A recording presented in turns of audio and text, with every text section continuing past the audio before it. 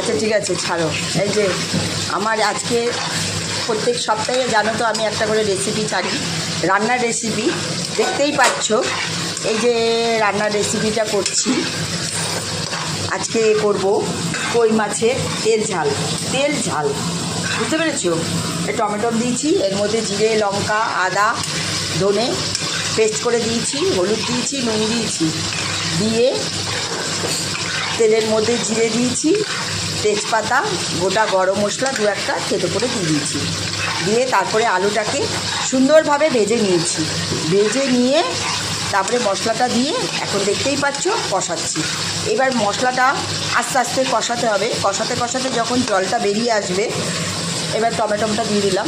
জলটা যখন বেরিয়ে আসবে, মানে জল না সরি তেলটা, তখন আমি আন্দাজ করে জল দিয়ে দেবো। জল দিয়ে তারপরে ফুটতে থাকবে। আর মেইন কথা যেটা হচ্ছে, আমার এই ভিডিওটা যার সামনে গিয়ে যার সামনে চলে যাবে অবশ্যই এই ভিডিওটাকে দুটো কমেন্ট, একটা লাইক করে শেয়ার করে দিও। তাতে কিন্তু তোমাদের এনগেজমেন্টও বাড়বে, তোমাদের ফলোয়ার্সও বাড়বে। এইভাবেই কিন্তু আমরা ফেসবুকে কাজ করি। সকল নতুন বন্ধুদের বলছি, ধাক্কা দিয়ে অবশ্যই যাবে না। যার ভিডিওই হোক, নতুন যে কোনো ভিডিও তোমার সামনে গিয়ে যদি পড়ে, তোমাদের সামনে গিয়ে যদি পড়ে, বন্ধুরা অবশ্যই লাইক কমেন্ট ফলো করে দিও। তাতে তোমার এনগেজমেন্টও বাড়বে, ভিউজ বাড়বে।